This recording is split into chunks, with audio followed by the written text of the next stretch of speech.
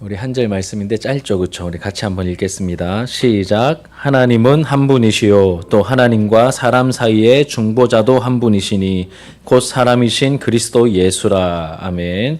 오늘 이 말씀을 본문으로 해서 우리 소연이 문답 설교 21문과 22문의 내용을 우리 함께 살펴볼 텐데, 이제 21문을 메인으로 해서 이제 설명을 좀 하도록 하겠습니다. 여러분, 우리는 오늘 이제 비참한 상태에 있는 죄인들을 구원해 주실 수 있는 분이 과연 누구인지에 대한 내용을 우리가 함께 살펴보려고 합니다. 우리 소율의 문답 21문과 22문이 요 부분을 잘 보여주는데, 우리 같이 한번 읽고 시작할게요. 21문 제가 문제를 읽으면 여러분들이 답을 같이 좀 큰 소리로 마음을 담아서 읽어주면 고맙겠습니다. 자, 21문. 하나님이 선택하신 자들의 구속자는 누구입니까?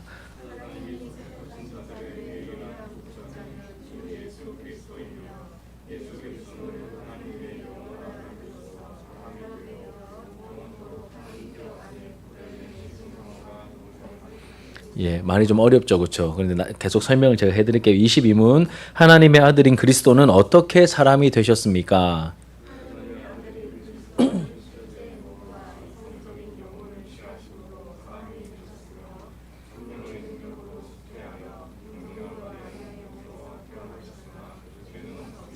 자, 우리 이 내용을 살펴볼게요. 우리는 제법 오랜 시간 동안 이제 죄에 대해서, 죄의 심각성에 대한 말씀을 나누었죠. 하지만 자격이라고는 이제 1도 없는 이 죄인을 포기하지 않으시고, 하나님의 기쁘신 뜻에 따라 이제 택하신 그 사람들, 하나님께서 구원하시기로 이제 은혜 언약을 맺으시고 구원하시기로 예정을 하셨는데, 이제 그 내용이 어떻게 이어지는지 함께 살펴보겠습니다. 그렇다면 하나님께서는 이제 하나님의 기쁘신 뜻에 따라 구원하실 자들을 이제 선택하시고 예정하셨죠. 이 선택하신 사람들을 어떻게 구원을 하실까?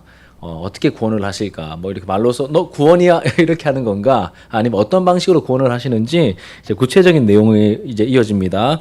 어떻게 구원하시냐면 이제 구속자, 이제 구원자와 같은 뜻인데, 이 구속자를 보내셔서 죄인들을 구원하신다. 이게 성경이 가르쳐주는 구원의 방법입니다. 하나님의 구원의 방법은 구원할 수 있는 그 구속자를 보내어 주셔서 구원하신다는 것이죠. 그러면 구속이 뭔가? 이 성경에서 말하는 구속이 뭔가? 같이 좀 살펴보면, 이제 구는 건질 구입니다. 구원할 때 이제 이제 건질 구고, 이제 속은 이제 재물을 바쳐서 면제받다 이런 뜻입니다. 이제 속하다, 이제 어딘가에 포함된다 이 뜻이 아니라 이제 속하다라고 말하는데, 재물을 바쳐서 이제 면제받다, 뭐 값을 지불하다 이런 뜻을 가지고 있습니다. 그래서 성경에서 이 구속은 건져내고 재물을 바쳐서 면제받다, 뭐 이런 뜻입니다. 자, 그래 이제 조금 더 성경의 배경을 살펴보면, 여러분, 땅을 가지고 있다가 땅은 하나님의 것이거든요. 그래서 이제 지파마다 가문마다 하나님께서 땅을 이렇게 분배해 주십니다. 그런데 뭐 이런저런 이유로 땅을 잃어버리게 되는 일이 생깁니다. 그러면 이제 땅을 팔지는 못하고 이제 빌려주게 되는 거죠. 근데 결국은 이게 자기가 잘 못 살아서 이제 빚이 생겨서 땅을 이제 담보 잡혀서 이제 팔리게 된 경우입니다. 그러면 이스라엘의 율법상, 이제 율법의 어떤 그 내용상 그 땅을 되찾을 수 있는 방법이 있거든요. 땅을 되찾을 수 있는 방법이 있는데, 안타깝게도 나에게는 이 땅을 되찾을 능력이 없지만 그 땅을 다시 되찾을 수 있는 그 율법이 정한 방법이 있습니다. 그 방법을 뭐라고 하냐면 그게 구속이에요. 구속. 내 힘으로 찾을 수 없지만 다른 누군가가 그 땅을 대신 찾아주는 게, 대신 해결해주고 찾아주는 게 뭐라고요? 그게 바로 구속인데, 나에게는 능력이 없습니다. 그래서 이 구속이 이루어지기 위해서는 누가 필요할까요? 땅을 되찾아야 되는데 내가 못하니까 다른 사람이 해줘야 되겠죠. 그래서 그 사람을 땅을 구속해 줄 수 있는 사람을 뭐라고 부를까요? 구속자. 구속자입니다. 그러니까 이스라엘의 배경 속에서 내가 잘 못 살아서 이제 재산을 다 탕진해서 땅을 빼앗겼습니다. 빼앗겼는데 그 땅을 찾아야 되는데 내가 힘이 있어요, 없어요? 없어요. 그러면 누가 도와줄 수 있습니까? 구속자가. 되찾아줄 수 있는, 그게 구속인데 그 구속자가 땅을 되찾아줄 수 있다는 겁니다. 그러면 이 구속자가 되기 위해서는 두 가지 조건이 필요해요. 두 가지 조건. 아무나 다 할 수 있는 게 아니야. 두 가지 조건을 갖추어야만 이 구속자가 될 수 있습니다. 첫 번째는 땅을 잃어버린 사람의 가장 가까운 친척이어야 됩니다. 땅을 잃어버린 사람의 가장 가까운 친척. 그러니까 친척이 아닌 사람은 구속자가 될 수 있습니까? 없습니까? 없어요. 이렇게 가문이 다르거나 상관없는 사람은 뭐 될 수 없습니다. 두 번째로는 또 뭐가 있어야 될까요? 능력이 있어야 되겠죠. 재훈아, 첫 번째 조건이 뭐라고? 친척이야. 그다음 두 번째는 뭐라고요? 능력이 있어야 돼요. 능력. 뭐 자기도 같이 이렇게 땅을 잃어버린 형편이면 가까운 친척이라도 불가능하겠죠. 그래서 이제 되찾아주고 갚아줄 능력이 있어야 됩니다. 이 두 가지 조건을 다 갖춰야지만 뭐가 될 수 있습니까? 구속자가 될 수 있는 겁니다. 요거를 가장 잘 보여주는 성경이 룻기입니다. 룻기. 예, 룻기에 나오는 그 구속자, 딱 기업 물을 자라고 표현이 되어 있죠. 자, 그러면 이제 이거를 하나님과 우리 사이의 관계에서 한번 생각을 해봅니다. 자, 영적인 의미에서 하나님과 우리 사이의 관계를 생각해 봅시다. 자, 인간이 하나님께 범죄하여 타락하게 되었죠. 타락하였습니다.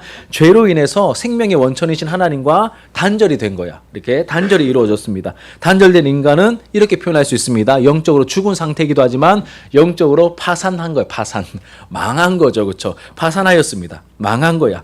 이렇게 영적으로 파산한 인간을 구속하기 위해서는 누가 필요할까요? 구속하기 위해서 누가 필요하죠?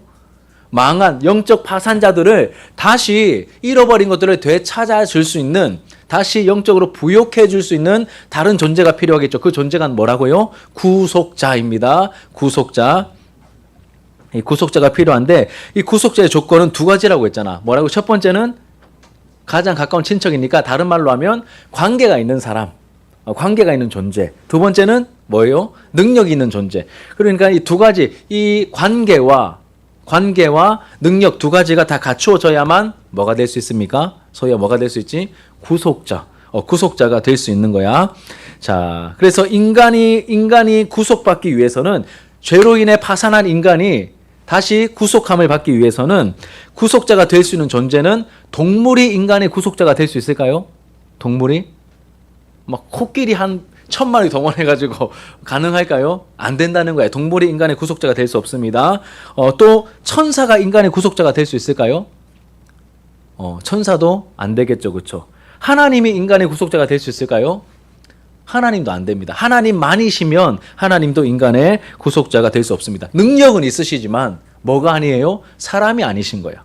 그래서 하나님도 인간의 구속자가 하나님으로만 계신다면 인간의 구속자가 될 수 없는 것이죠. 그런데 이제 뭐 인간이라고 해도 인간을 죄로부터 구속할 만한 능력이 있어야 되겠죠. 그러니까 인간이면서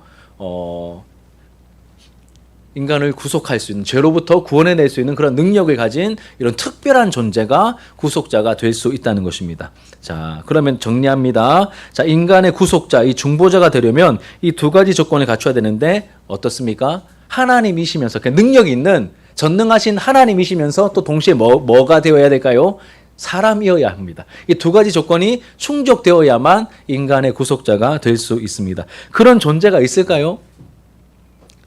있긴 있는데, 우리가 잘 알고 있는데 원래는 없었습니다. 여러분, 원래는 없었습니다. 그런 존재는 이 지구상이 아니라 이 온 우주에 그런 존재는 없었습니다. 하나님도 계셨고, 그리고 사람도 있고, 천사도 있지만 그렇게 하나님이시면서 사람인 그런 존재는 없었습니다. 그런데 이런 가능성이 존재하죠. 얘들아 봐봐. 사람이어야 되잖아. 인간의 구속자가 되려면 사람이어야 되잖아. 그럼 사람이 그 인간됨을 유지한 채로 뭐가 되면 될까? 하나님이 되면 두 가지 조건을 충족할 수 있잖아요. 맞습니까? 사람이면서 아까 우리 오전에 설계했던 것처럼 제우스, 뭐 이렇게 헤르메스, 이렇게 막 사람이면서 하나님이 될 수 있는 그런 일들이 벌어지면 구속자가 될 수 있겠죠. 그런데 이게 원리적으로 가능할까요? 불가능하겠죠. 사람은 타락하여서 이제 무능하게 되었거든.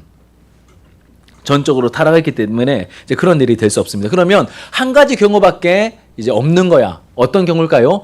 하나님이 사람을 구원하기 위해서 사람이 되기로 마음을 먹으시고 전능하시기 때문에 사람이 되시면 가능한 거예요. 근데 정말 감사하게도 그런 일이 일어났죠. 누구를 통하여 일어났습니까? 하나님의 독생자이신 예수님이 사람이 되어 이 땅에 오심으로 이제 우리의 구속자가 되어 주신 거죠. 예, 굉장히 놀라운 진리입니다, 여러분. 예, 깨달을수록 엄청난 진리입니다. 자, 디모데전서 2장 5절, 우리 아까 읽었던 본문 말씀 같이 한번 읽어볼게요. 자, 찾았습니까? 같이 읽읍시다. 시작. 하나님은 한 분이시요 또 하나님과 사람 사이의 중보자도 한 분이시니 곧 사람이신 그리스도 예수라. 자, 하나님과 사람 사이의 중보자, 구속자를 말하는 거야. 이 구속자 중보자도 몇 분이라고요? 한 분이십니다. 그 한 분이 누구시죠? 바로 사람이신 하나님이시지만 사람이 되신 그리스도 예수밖에 우리의 구속자, 우리의 중보자는 존재하지 않는다. 이것이 성경이 우리에게 알려주는 굉장히 중요한 진리입니다. 자, 그러면 여러분 예수님께서 이 두 가지 조건을 어떻게 만족시키셨는지 우리가 말씀을 통하여 좀 구체적으로 확인해 보도록 할게요. 자, 첫 번째, 예수님은 뭘까요? 완전한 하나님이시죠. 예수님은 완전한 하나님이십니다. 자, 이제 그 증거들을 조금 살펴봅니다. 예수님이 하나님이신 증거. 예수님은 말씀하시는데 누구처럼 말씀하셨을까? 하나님처럼 말씀하셨어요. 겉보기에는 이제 30살 간 넘은 30살쯤 되어 보이는 이 나사렛 시골 출신, 제가 뭐 종종 얘기하죠. 얘들아, 예수님은 예수님이 사시던 그 시대에 수도가 어디였죠? 수도가 예루살렘이잖아, 그렇지? 그러면 예루살렘 말투가 있었겠죠. 예수님은 저 북쪽으로 멀리 떨어진 갈릴리 어간에 있는 나사렛이라고 하는 시골 출신이거든. 그러면 멀리 떨어져 있잖아. 멀리 떨어져 있으니까 말투가 어땠을까요? 달랐겠죠. 그러면 이제 서울말로 하면 이렇게 설교할 때, 자, 제가 말을 할 때 서준아 밥 먹었어? 이렇게 하면 뭐죠? 표준말이잖아. 근데 예수님은 나사렛 시골에서 30년을 넘게 자라셨거든. 30년 가까이 자라셨거든. 그럼 예수님은 서울말을 쓰셨을까요? 사투리를 쓰셨을까? 예루살렘 표준말을 쓰셨을까? 나사렛 사투리를 쓰셨을까? 사투리 쓰셨겠죠. 그러니까 이렇게 서준아 밥 먹었어? 이게 아니라 어떻게 말했을까요? 예수님이 서준아 밥 먹나? 이렇게 예수님이 말씀하셨을 가능성이 굉장히 크다는 거야. 예, 이게 성경을 실제적으로 보면 굉장히 재밌는 부분이 많습니다. 여하튼 간에, 근데 예수님께서 말투는 그러하셨지만, 말투는 사투리를 쓰셨겠지만, 쓰실 가능성이 굉장히 많았겠지만, 그것도 말하는 권위나 말하는 내용은 누구처럼 말씀하셨다고요? 하나님처럼. 당신이 하나님이시니까 하나님처럼 말씀하신 거예요. 자, 대표적으로 뭐가 있냐면 내가 하나님이야 이렇게 말씀하시진 않았지만 좀 우회적으로 이런 뉘앙스의 말씀들을 많이 하셨죠. 대표적으로 요한복음 5장과 10장에 보면 이렇게 막 바리새인들과 종교 지도자들이 있는 상황 속에서 이렇게 말씀하셨습니다. 아버지와 나는 하나이니라 이렇게 말씀하셨거든. 근데 유대 문화 속에서 하나라는 말은 동급이라는 뜻이에요. 동급이라는 뜻. 그래서 이 말을 들은 유대인들이 예수님을 돌로 쳐 죽이려고 했어. 아, 그냥 하나님이 네 마음 안에 계신다고 이게 아니라 유대인들은 알았던 거야. 하나인이란 말의 뜻이 뭐라고요? 동급이란 거거든. 그러니까 예수님이 아버지와 나는 하나이니라. 무슨 뜻입니까? 내가 곧 하나님이다 이 뜻이잖아. 우회적으로 말씀하신 거잖아. 그러니 이 유대인들이 그 말을 듣고 막 신성모독자라면서 막 돌로 쳐 죽이려고 했습니다. 예수님께서 직접 그렇게 하나님처럼 말씀하셨고 또 그런 예들이 많이 있어요. 또 예수님은 하나님을 부를 때 뭐라고 부르셨을까요? 아빠라고 그러거든. 아빠. 그런데 지금껏 하나님을 아빠라고 부르는 사람이 없었습니다. 그렇죠? 하나님과 특별한 굉장히 친밀한 관계 속에 있는 분이심을 또 이렇게 아빠라는 그 말 속에서 또 말씀해 주셨죠. 알려주셨죠. 하나님의 친아들이신 예수님이십니다. 그럼 우리는 뭘까? 우리도 하나님의 아들이고 딸인데 그럼 우리는 이제 정확하게 말하면 뭐냐면 우리는 양녀들입니다. 하나님께 입양된 예수님만 하나님의 친아들이시고 우리는 이제 양녀 이렇게 입양된 이제 아들과 딸들이죠. 그래서 성령님을 뭐라고 하냐면 양자의 영이라고 부릅니다. 양자의 영. 예. 이런 건 잘 들어 놓으세요. 나중에 이렇게 두고 도움이 되는 부분들입니다. 그리고 또 예수님께서 말씀하실 때 주로 여러분들도 많이 이제 익숙한 표현들인데 내가 진실로 너희에게 이르노니 이런 표현들 많이 쓰시거든요. 진실로라고 하셨는데 이제 진실로 할 때 이 진실을 헬라어 원어로 보면 뭐냐면 아멘이야. 아멘. 근데 여러분 우리 알고 있죠. 본능적으로 알고 있죠. 아멘은 언제 쓰는 거죠? 맞는 말일 때. 다 말을 듣고 나서 당신 말이 맞습니다. 그 말이 맞습니다. 아멘. 이렇게 말하는 거야. 사람 사이에서의 아멘은 그렇게 쓰는 거야. 그런데 예수님께서 어떻게 말씀하셨습니까? 말을 듣고 다 끝에 아멘 한 게 아니라 내가 진실로 아멘 아멘. 이렇게 하면서 말을 시작하시는 것이죠. 이런 뜻입니다. 말씀을 시작하시면서 내 말은 아멘이야. 내 말은 진실이야. 그것도 두 번이나 반복하면서 내 말은 반드시 이루어질 진리야 라고 말씀하시면서 내용을 말씀하시는 거예요. 이렇게 말해도 되는 걸까요, 사람이? 내 말이 진리야. 반드시 이루어질 진리야. 아멘 아멘 하면서 내가 진실로 진실로 너에게 이르노니, 이 말을 사람이 해도 되는 걸까요? 이런 표현을?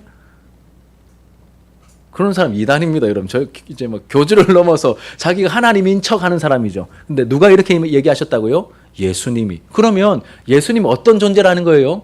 하나님처럼 말씀하시네. 신성을 가지신 하나님이심을 이렇게 우리가 알 수 있는 것이죠. 뿐만 아니라 예수님은 또 하나님처럼 행동하셨습니다.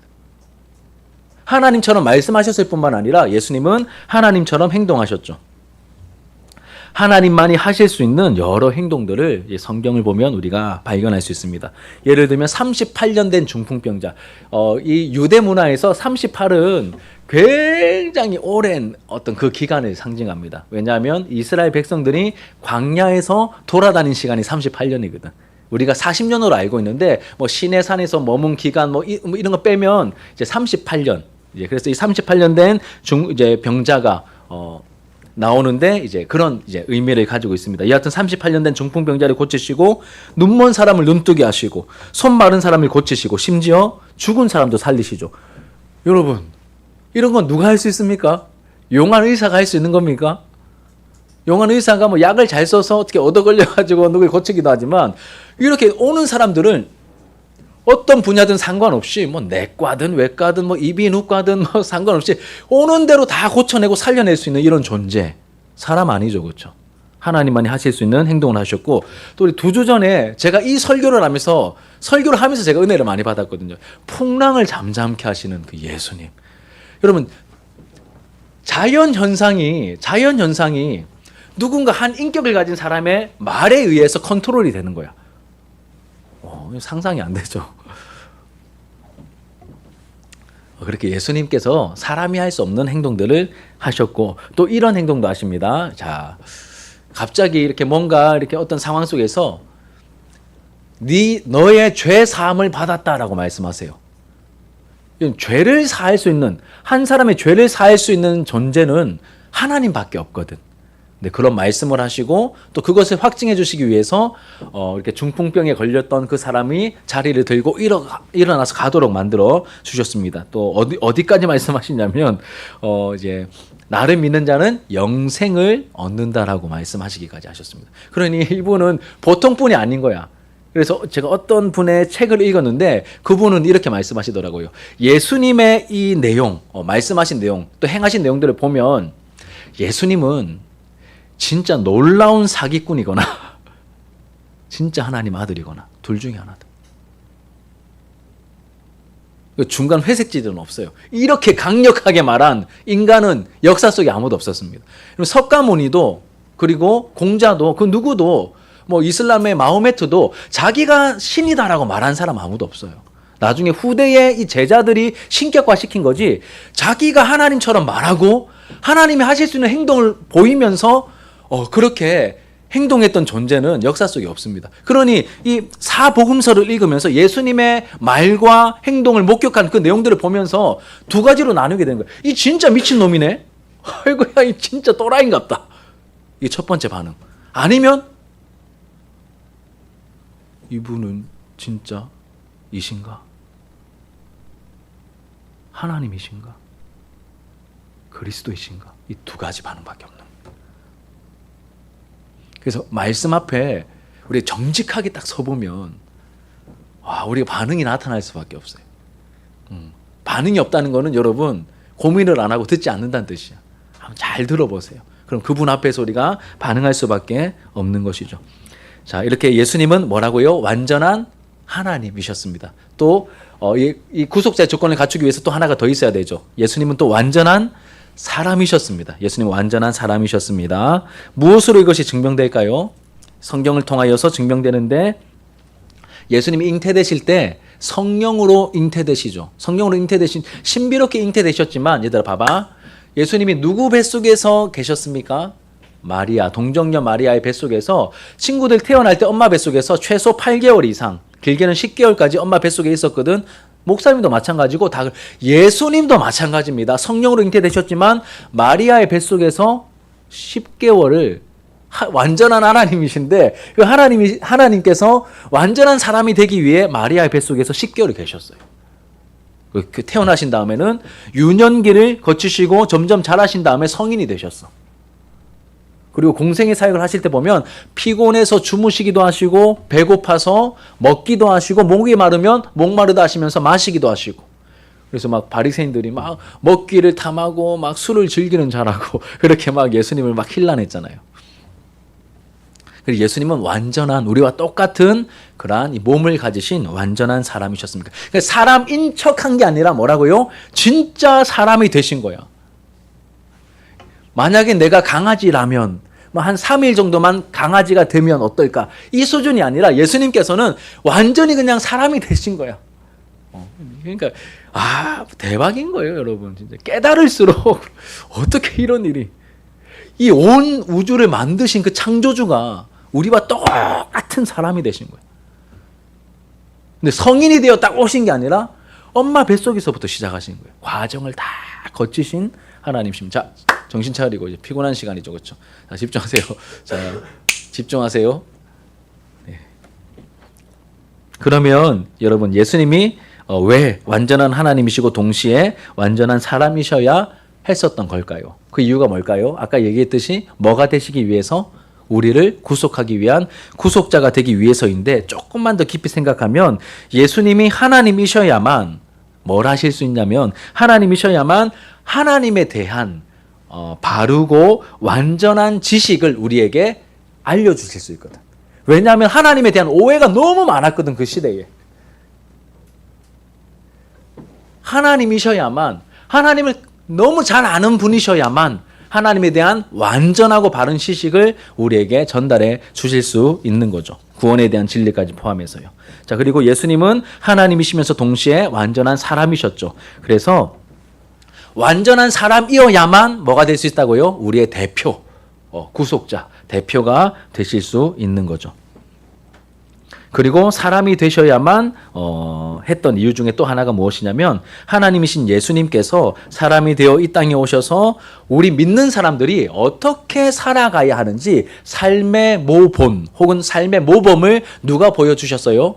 예수님께서 직접 사람이 되어 살아가셨기 때문에 얘들아 너희들 신앙생활 하다가 자꾸 위험 중에 하나가 뭐냐면 추상적으로 개념화되는 거예요. 신앙이 개념 속에만 남아있는 거거든. 삶이 없고 개념화되는 건데 그때마다 그럼 어떻게 살아야 되지? 막 고민하게 되는데 이런 씨름하는 과정은 좋아요. 그런데 정말 감이 안 잡히거든. 누구를 보면 될까? 예수님을 보면 되는 거야. 우리의 모범 되시는. 어떻게 보면 유일한 스승이요 유일한 모범이 되시는 예수님. 너무 자존심 상하지만 뭐 이렇게 막 어떤 관계 속에서 자존심 상해도 예수님께서 우리에게 가르치실 뿐만 아니라 또 보여주셨죠. 이렇게 사랑해야 됨을 또 사랑하는 모습을 보여주셨듯이 여하튼 이제 삶의 모범을 우리에게 보여주셨습니다. 뿐만 아니라 여러분 하나님께서 우리를 잘 아시지만 정말로 우리를 잘 아시기 위해서 사람이 되신 거야. 우리를 제대로 돕기 위해서 사람이 되신 것이죠. 그 예수님이 완전한 인간이 되신 이유 중에 하나는 사람의 연약함을 직접 겪으심으로 우리를 가장 잘 돕기 위해서 또 사람이 되신 그런 이유도 이제 숨어 있는 것이죠. 우리를 가장 잘 돕기 위해서 사람이 되신 것입니다. 이렇게 한번 접근을 해보면 얘들아 이제 재수를 하는 친구가 있습니다. 재수를 하는 친구. 그러면 그 재수를 하는 그 친구를 누가 잘 위로하고 누가 잘 도와줄 수 있을까요? 서울대 다니는 친구일까요? 서울대 다니는 친구가 재수하는 친구를 잘 도울 수 있을까요? 아니죠. 누가 도울 수 있을까요? 똑같이 재수해본 경험이 있거나 아니면 삼수사소한 사람이 그 사람을 더 잘 도울 수 있겠죠. 이제 이런 겁니다. 히브리서 4장 15절 16절 같이 한번 읽어보겠습니다. 제가 좀 굉장히 좋아하는 구절인데 같이 읽어봅시다. 시작. 우리에게 있는 대제사장은 우리의 연약함을 동정하지 못하실 리가 아니요 모든 일에 우리와 똑같이 시험을 받으신 이로되 죄는 없으시니라. 그러므로 우리는 긍휼하심을 받고 때를 따라 돕는 은혜를 얻기 위하여 은혜의 보좌 앞에 담대히 나아갈 것이니라. 우리에게 있는 대제사장, 다른 말로 하면 중보자, 또 다른 말로 하면 구속자를 말하는 거야. 우리에게 있는 구속자, 대제사장은 우리의 연약함을 동정하지 못하실 리가 아니요. 그러니 우리의 문제를 모르고 그냥 뭐 내가 돈 줄게 알아서 해결해봐 이런 게 아니라 우리의 이 아픔과 슬픔과 인간적인 어려움들을 다 경험하여서 다 아시는 분이야. 진짜 사람이 되어보셨기 때문에. 그러니 우리의 연약함을 동정하지 못하실 분이 아니고 다른 말로 하면 다 아시는 분이다. 다 아시니까 우리를 도우실 때 우리가 공감도 되고 위로도 받고 그 예수님의 도우심으로 말미암아 우리가 깊은 그러한 은혜를 경험하게 되는 것이죠. 우리가 똑같이 시험을 받으신 사람이 되신 예수님이신데 뭐는 없으십니까? 뭐가 없어요? 죄는 없으세요. 예, 죄는 없으신. 왜냐하면 예수님이 사람이 되셨다고? 그럼 죄가 있네. 이렇게 주장하는 사람이 많았거든요. 특히 이 문화 속에서. 이 헬라 철학에서는 이원론 때문에 육을 가진 사람은 다 악하고 죄가 있다라고 보았거든. 그럼 예수님이 사람이 되었다고? 그럼 무조건 죄네. 죄인이네. 이렇게 봤기 때문에 여기 강조하는 겁니다. 죄는 없으시니라. 근데 실제로 제가 만나서 교제한 분 중에 교회를 다니기 시작했다는데 계속 예수님이 죄인이라고 하는 거예요. 아무리 설득해도 듣질 않아요. 사람이 되었기 때문에 무조건 이렇게 죄가 있다라고 하는 거예요. 그래서 정말 좀 골치 아팠었습니다. 되게 착하기도 하고 운동하면서 만난 분인데 부산에서 아이고 막 이제 그분 설득해도 안 되더라고. 예, 여하튼 그렇게 주장하는 사람도 있거든. 근데 성경 분명히 말하죠. 예수님이 사람이 되셨지만 뭐가 없다고요? 죄는 없으신 분이시다. 그래서 성령으로 잉태되신 게 이제 그러한 이유이기도 하죠. 자, 그런데 여러분 예수님에 대한 내용도 정리해 볼게요. 예수님은 우리의 뭐라고요? 구속자이십니다. 구속자의 자격을 갖추기 위해서는 두 가지 조건이 필요합니다. 첫 번째는 뭐라고요? 가까운 친척, 다른 말로 하면 관계죠. 관계. 그래서 그리고 또 두 번째는 무엇이었죠? 우리를 구속할 수 있는 능력이 있어야 된다. 그래서 전능하신 하나님이시면서 동시에 완전한 사람이셔야 된다. 이 두 가지 조건을 갖춰야 되는데 이러한 존재가 있었습니까? 없었습니까? 역사 속에 예수님 나타나기 전까지는 없었어요. 그런 존재가 없었습니다. 없었어요. 이런 존재를 본 적도 없고 들어본 적도 없고 경험해 본 적도 없는 거야. 그러니 이런 존재가 나타나게 딱 되었을 때 사람들이 믿지 못하는 거예요. 하나님이신데 사람이라고? 아니 사람인데 하나님이라고?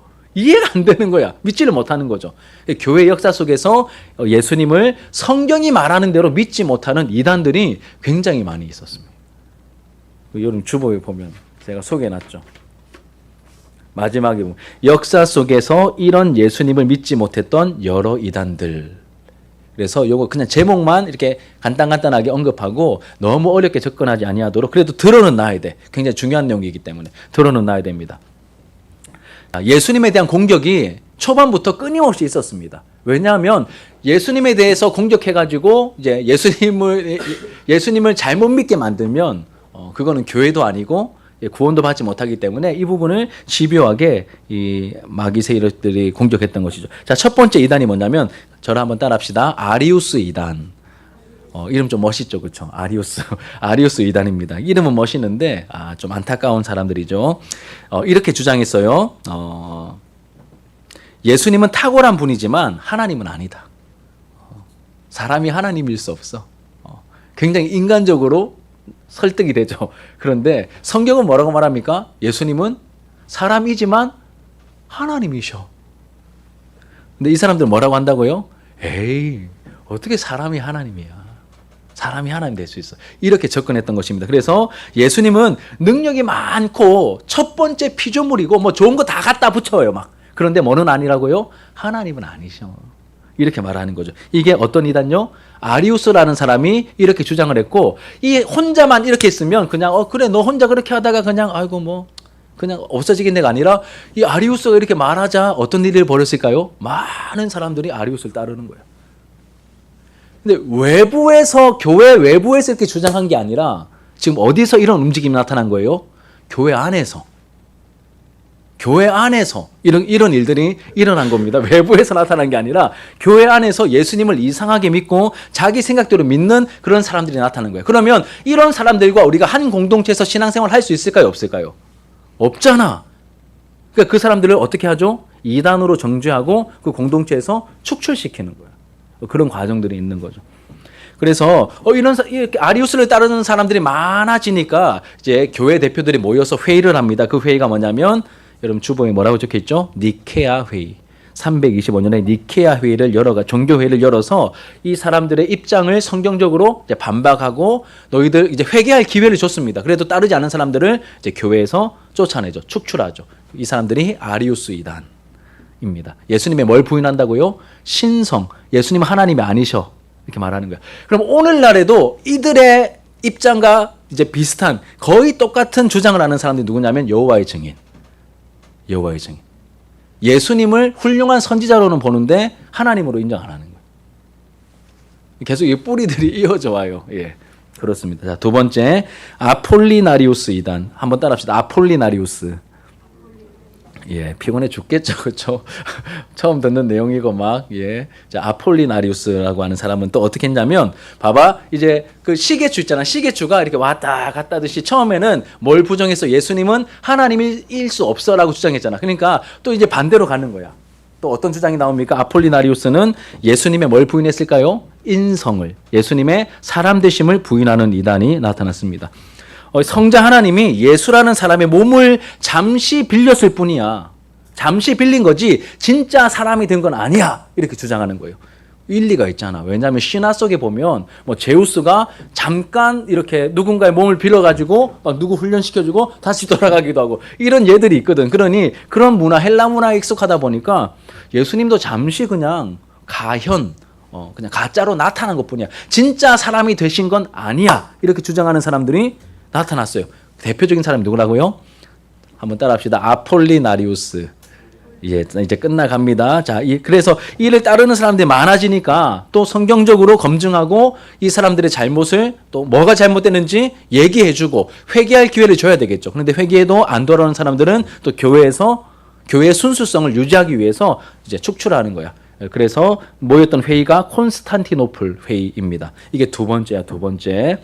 자, 세 번째 있습니다. 세 번째. 세 번째는 또 어떤 게 있냐면 네스토리우스라고 하는 사람이 이렇게 주장한 이단입니다. 자, 같이 한번 따라합시다. 네스토리우스. 예, 네스토리우스 이단이 있습니다. 이 사람들은 어떤 거냐면 예수님 안에 뭐가 있어요? 완전하신 하나님 되심과 완전한 사람 되심이 있죠. 그러니까 하나님 되심에 이 속성을 신성이라 그래. 신성. 그리고 사람 되심을 뭐라고 하냐면 인성이라 그래. 인성. 신성과 인성이 예수님 안에 다 있잖아요. 그러니 이렇게 주장하는 거야. 아, 그래? 예수님 안에 신성이 있다고? 오케이. 인성이 있다고? 오케이. 그러면 예수님은 두 인격을 가지셨네? 한 사람인데 두 인격을 가지셨네? 이렇게 주장한 거야. 얘들아, 한 사람 안에 두 인격 이상이 있는 걸 뭐라고 하죠? 다중이라고 하잖아. 다중이. 뭐 이렇게 뭐 무당들이 막 굿하다가 신내림 받잖아. 그럼 뭐 동자승이 왔어. 이제 동자귀신이 왔어요. 그럼 갑자기 목소리 휙 바뀌면서 막 뭐 이렇게 나 사탕 먹고 싶어 막 이러면서 막 근데 뭐 할아버지 묘를 잘못 쓴 연기가 좀 발연기죠. 이렇게 다른 인격이 오는 거야. 예수님도 신성의 인격과 인성의 인격이 따로 있다. 이렇게 주장하는 거야. 왜냐면 신성과 인성이 같이 있다라고 하니까. 이게 누구 주장이라고요? 네스토리우스. 목사님 최근에 재밌게 본 드라마 중에 하나가 나의 해리에게라고 하는 드라마가 있거든요. 뭐냐면 해리성 정체성 장애를 가지고 있는 사람의 이야기를 다룬 거야. 이 사람이 두 인격을 가진 거예요. 하나는 평소에는 주은호라고 하는 아나운서의 인격. 또 하나는 이렇게 실종된 자기 동생에 대한 죄책감 때문에 이게 눌려가지고 그 인격이 자기 안에 생겨버린 거야. 그래서 자기 동생의 인격, 이름이 해리거든. 그래서 주은호의 인격과 주해리의 인격이 같이 있는 거예요. 어떨 때는 주은호라고 했다가 또 이렇게 자고 일어나면 기억이 없어. 주해리로 또 살아가다가 두 인격이 있는 거야. 그러니까 예수님도 이 두 인격처럼 어떨 때는 그러니까 신성이로 살아가고 또 날 지나면 인성이로 살아가고 두 인격이 있다고 주장하는 거야. 이런 맞습니까? 너무 얼토당토 하지 않잖아요. 그렇죠? 너무 말도 안 되는데 이렇게 주장한 사람들이 네스토리우스 이단. 너희들 회개할래 안 할래? 안 할 건데요. 그럼 너희들 우리 정통교회하고는 교제할 수 없어. 아웃이야. 그래서 이 사람들이 나갑니다. 이 사람들이 네스토리우스 이단이고 정죄받은 회의가 바로 에베소 회의입니다. 그리고 이 네스토리우스 이단은 교회에서 이렇게 축출되고 난 다음에 어느 쪽으로 가냐면 이 동양 쪽으로 와요. 동양 쪽으로. 그래서 중국에 포교가 되거든. 중국에 포교가 됩니다. 그 중국에 전해진 그 막 십자가 문양도 있고 막 예수님에 대한 이야기도 있고 그게 이 통일 신라 시대의 유적 가운데도 신라 시대인가? 신라 시대 유적 가운데도 그런 게 발견되거든요. 그게 뭐냐면 경교예요. 경교. 경교라고 불려. 경교. 그게 이 네스토리우스 이단이 동양으로 와서 전파된 게 바로 이제 동양권에 전파된 이제 좀 이렇게 어긋난 기독교라고 할 수 있는 이 경교의 이제 유산들이 좀 남아 있습니다. 자, 마지막으로 여러분 유티케스라고 하는 사람이 주장했던 이단이 있습니다. 유티케스 이단. 자, 여러분 이 정도 했으면 이단 그만 나와야 되는데 그렇죠? 이 정도 했으면 그만 나와야 되는데 이단이 이제 계속 나옵니다. 근데 오늘 여기까지 살펴볼 텐데 유티케스 이단. 예수님 안에 인성과 신성이 이렇게 있잖아. 완전하신 하나님이시면서 완전한 사람이신 신성과 인성이 있는데 요 두 개가 같이 있다고? 그러면 따로따로 있을 수 없어. 이게 이렇게 합쳐진 거야. 혼합되었어. 이렇게. 자, 넌센스 질문이에요, 얘들아. 예전에도 한번 낸 적 있는데 콜라하고 우유하고 섞으면 어떻게 될까요? 콜라하고 우유하고 섞으면 어떻게 될까요? 과학적으로 생각하지 말고 제가 넌센스라고 얘기했습니다. 우유하고 콜라하고 섞으면 어떻게 될까요? 콜라유. 예, 정답은 엄마한테 혼난다입니다. 예, 못 쓰게 되는 거야. 섞으면 안 돼. 섞으면 안 돼. 콜라하고 우유는 콜라대로 마시고 우유대로 마시면 되는 거야. 근데 예수님의 신성과 인성도 따로따로 있으니까 예수님의 신성, 인성이 따로 있으니까 놔두면 되는데 구별된 채로 놔두면 되는데 굳이 한 사람 안에 있다고 그러면 요게 섞여 있을걸? 이러면서 자꾸 혼합시키는 거야. 섞으면 어떻게 될까요? 못 쓰게 되는 거지. 이상해지게 되는 거예요. 혼나야지 하나님한테. 섞으면 안 되는 걸 섞으니까 이단이 마지막 이단이 됐습니다. 그래서 신성과 인성 두 개의 이제 예수님의 신성과 인성이 있는데 이걸 합쳐놓으니까 하나가 되었잖아요. 그래서 이런 사람들을 단성론자라고 부릅니다. 단성론자라고 부르는데 유티케스라는 사람이 주장했습니다. 여하튼 이 사람들도 칼게돈 회의에서 이제 종교회의를 거친 다음에 이단으로 축출이 되죠. 자, 그래서 이걸 정리하면 이렇습니다. 이런 마지막 정리 문구 있죠. 정리 문구. 자, 여러분 주보 맨 마지막에 있는 거 같이 한번 읽어볼게요. 이제 중요 표시되어 있는 거 시작. 예수님은 완전한 하나님이시고 완전한 사람이지만 한 인격 안에 신성과 인성이 분리나 혼합이 아니라 구별되어 함께 있다. 그러니까 분리는 두 인격이란 뜻이고 혼합은 아까처럼 섞으면 안 되는 걸 섞는 걸 말하는 거예요. 분리나 혼합이 아니라 뭐라고요? 신성과 인성이 구별된 채로 한 인격 안에 예수님 안에 있다. 예수님 그렇게 존재하고 계신다. 이것이 이제 자꾸 예수님에 대한 이단이 생기니까 예수님에 대해서 이제 정리된 예수님에 대한 이제 기독론의 마지막 핵심이라고 할 수 있습니다. 자, 여러분 이제 말씀을 정리할게요. 예수님을 내 생각대로 내가 믿고 싶은 대로 예수님은 이런 분일 거야. 이렇게 믿기 시작하면 뭐가 될 수 있는 거예요? 이단이 될 수 있는 거예요. 그럼 우리 예수님 믿을 때 뭘 근거로 믿어야 될까요?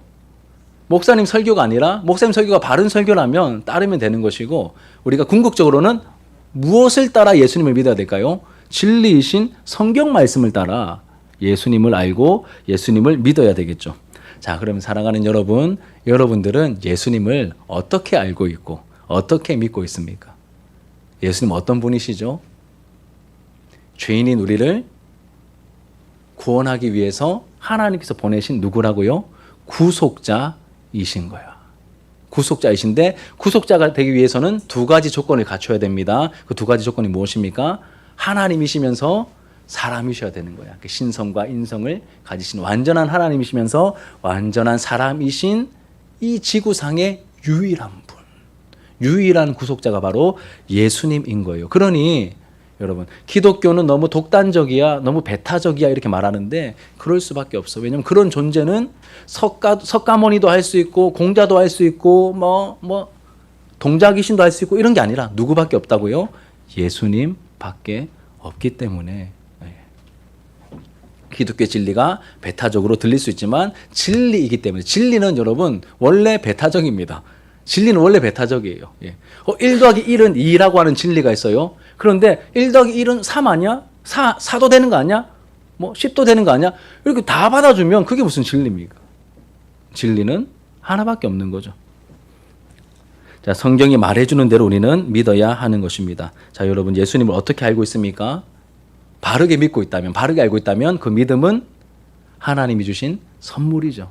하나님이 주신 선물이고 우리가 이 성경 말씀을 늘 가까이 하면서 성경대로 예수님을 알고 또 진리의 내용을 알고 그 진리의 말씀대로 따르려고 우리가 노력해야 하는 것이죠. 그리고 이 말씀의 이제 결론 핵심은 이것입니다. 예수님이 이렇게 독특한 분이시고 예수님이 이렇게 놀라운 분인 줄 우리가 알고 예수님을 귀하게 여기는 마음이 생겨야 돼.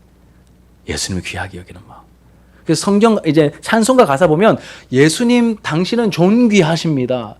당신이 영광 받으셔야 됩니다. 당신밖에 없습니다. 이런 고백이 많잖아요. 그냥 우리가 그냥 이제 감정적으로 이렇게 말하는 게 아니라 진리를 따지고 보면 정말 예수님은 대박 귀하신 분인 거예요. 역사 속에 온 세상 가운데 이분밖에 없거든. 너무 귀하신 거예요. 이분 떠나면 끝나는 거야. 영적 죽음이죠. 너무 귀하고 따를 수밖에 없고 이런 고백들이 이렇게 나오게 된 이제 그런 것들이 이렇게 교리적으로 보니까 좀 더 다르게 다가오죠, 그렇죠? 이게 교리의 유익입니다. 오늘 말씀은 여러분 여기까지 하도록 하겠습니다. 우리 말씀의 내용을 기억하면서 우리 함께 찬양합시다. 이 세상 가장 아름다운 이제 그가 이 땅에 오신 이유 함께 찬양하겠습니다.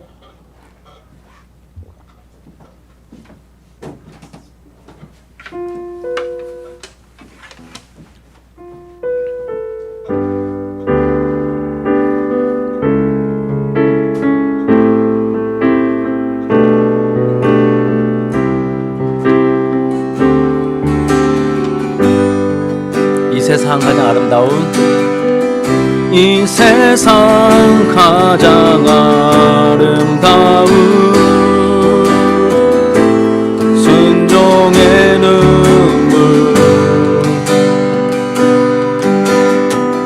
온 세상 다시 빛나게 한 생명의 눈물 그가 이 땅에 오신 이유 그가 이 땅에 오신 이유 죽어야 살게 되고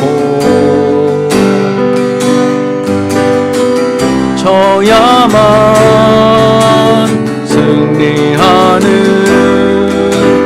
놀랍고 영원한 신비 지으신 그대로 회복시킨 우리의 창조주 그리스도 십자가의 길로 아버지 뜻 이루셨네 그가 이 땅에 오신 이유 이제 우리에게 맡겨진 그 소망 그 사랑 그 생명 아름답고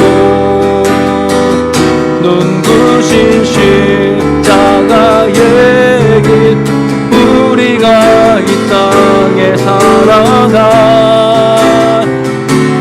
이유 처음부터 한번 찬양합시다. 이 세상 가장 아름다운 순종의 눈물 온 세상 다시 빛나게 한 온 세상 다시 빛나게 한 생명의 눈물 그가 이 땅에 오신 이유 그가 이 땅에 오신 이유 죽어야 살게 되고 져야만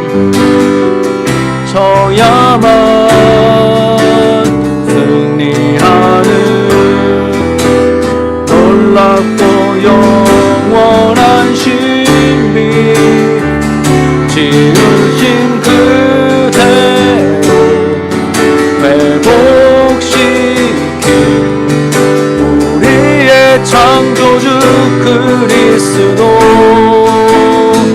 십자가의 길로 아버지 뜻 이루셨네. 그가 이 땅에 오신 이유 이제 우리에게 맡겨진 그 소망 그 사랑